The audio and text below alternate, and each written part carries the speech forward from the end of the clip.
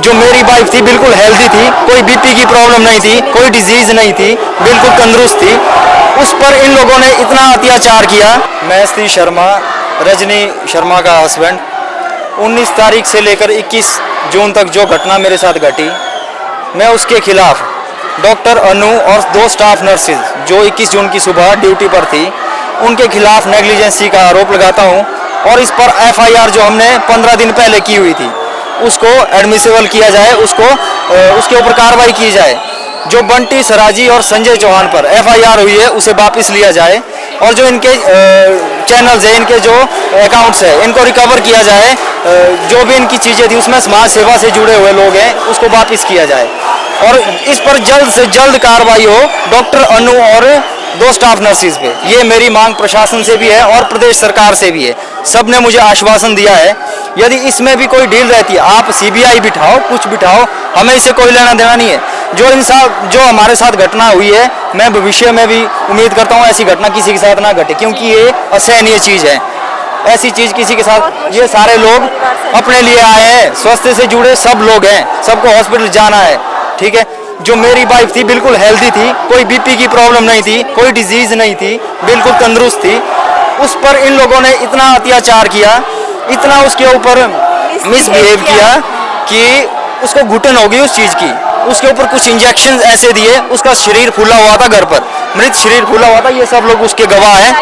और जो नीडल हमने हाथ में लगी थी उसकी जो ग्लूकोज की नीडल लगी हुई थी वो हमने मृत शरीर से घर पे निकाली, और उसके आंखों से कुछ पीला पीला कोई पदार्थ बह रहा था, शायद वो जहर था।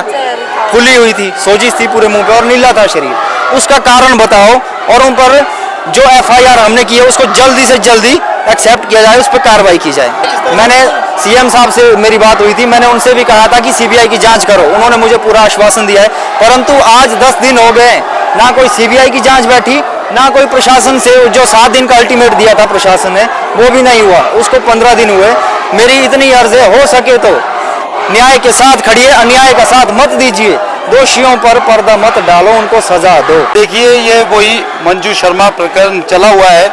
हमने 29 तारीख को यहाँ पहले एक आंदोलन किया था, उसके उपरांत हमारा एक समझौता हो गया था और हम घर आराम से चले गए थे।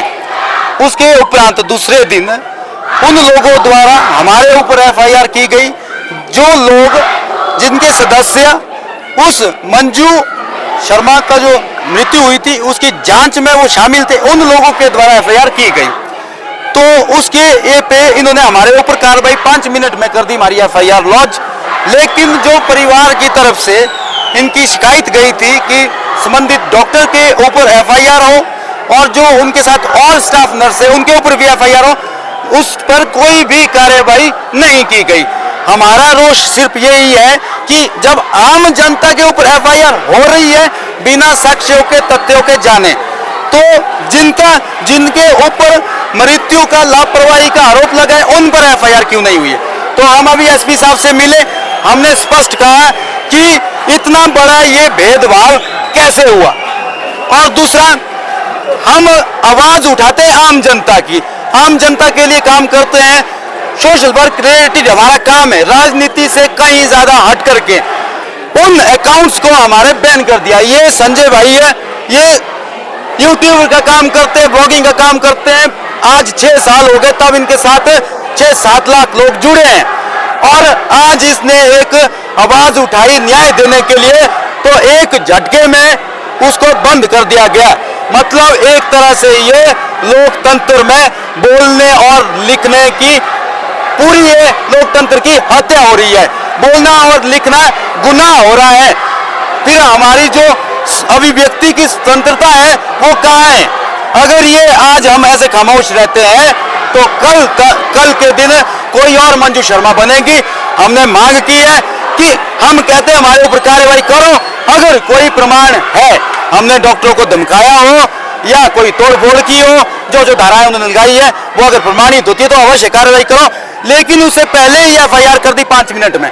एक हमारी वो है कि उसको वापिस लो, दूसरा हमारे जो अकाउंट इन्होंने बेवजह बैन किए उसको खोलो, तीसरा हमारा है जो मंजू शर्मा मृत्यु में शामिल लोग हैं जिनके ऊपर आरोप लगे हैं, उनके ऊपर FIR लॉन्च हो। ये हमारे मुख्य मामले हैं।